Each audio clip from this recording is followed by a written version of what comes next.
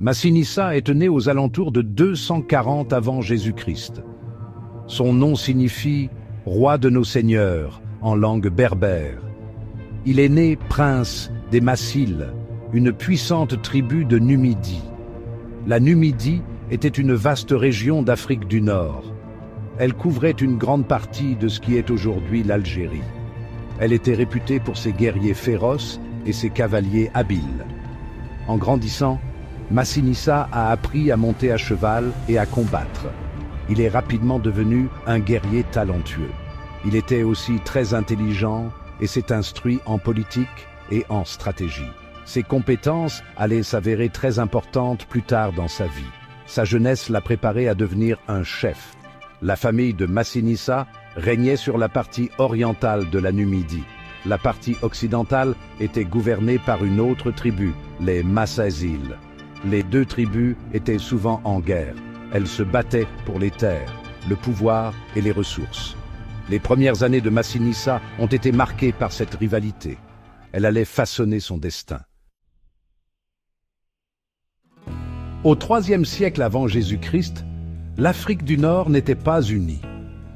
De nombreuses tribus berbères se disputaient le contrôle. La ville la plus grande et la plus puissante de la région était Carthage. Carthage était une grande puissance commerciale. Elle contrôlait un vaste empire autour de la mer Méditerranée. Carthage voulait maintenir la division entre les tribus berbères. Cela les rendait plus faciles à contrôler. Le père de Massinissa, Gaïa, était allié à Carthage. Il a combattu pour eux en Ibérie, qui correspond à l'Espagne actuelle. Massinissa a également rejoint l'armée carthaginoise dans sa jeunesse. Il s'est révélé être un soldat compétent. Cependant, la relation entre la Numidie et Carthage était complexe. La deuxième guerre punique a tout changé. Rome, une puissance montante en Italie, a remis en cause la domination de Carthage. La guerre a fait rage à travers la Méditerranée. Elle allait décider du sort du monde antique. La deuxième guerre punique a marqué un tournant pour Massinissa. Il avait combattu pour Carthage en Ibérie. Mais il a vu une opportunité d'obtenir l'indépendance de la Numidie. Il a décidé de changer de camp et de rejoindre les Romains.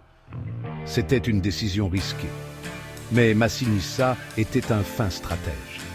Il savait que Rome était puissante et pouvait l'aider à vaincre ses ennemis. La décision de Massinissa de s'allier à Rome s'est avérée décisive. Il a aidé les Romains à vaincre les Carthaginois lors de la bataille de Zama en 202 avant Jésus-Christ. Cette victoire a mis fin à la deuxième guerre punique. Rome est devenue la puissance dominante en Méditerranée. Massinissa a été récompensé pour sa loyauté. Rome l'a reconnu comme roi de Numidie. Avec le soutien romain, Massinissa a commencé à unifier les tribus numides. Il a vaincu ses rivaux, dont Syphax, le roi des Massaéciles. Il a étendu son royaume pour englober toute la Numidie. Il a créé un État berbère puissant et unifié pour la première fois. Ce fut une réalisation majeure. Cela a marqué le début d'une nouvelle ère pour la Numidie. Massinissa a régné sur la Numidie pendant plus de 50 ans. On se souvient de lui comme d'un grand roi et un unificateur. Il a renforcé l'armée numide. Il a introduit de nouvelles techniques agricoles. Il a encouragé le commerce et le développement économique. Il a également encouragé la diffusion de la culture et de la langue berbère. Massinissa est mort en 148 avant Jésus-Christ à l'âge de 92 ans. Il a laissé derrière lui un royaume fort et prospère. Son règne a marqué un âge d'or pour la Numidie. Il est considéré comme l'une des figures les plus importantes de l'histoire de l'Afrique du Nord. Son héritage a perduré longtemps après sa mort. L'histoire de Massinissa est un rappel important de l'histoire complexe de l'Afrique du Nord. C'est une histoire d'ambition, de trahison et finalement de triomphe. Il était un guerrier habile, un politicien rusé et un chef visionnaire.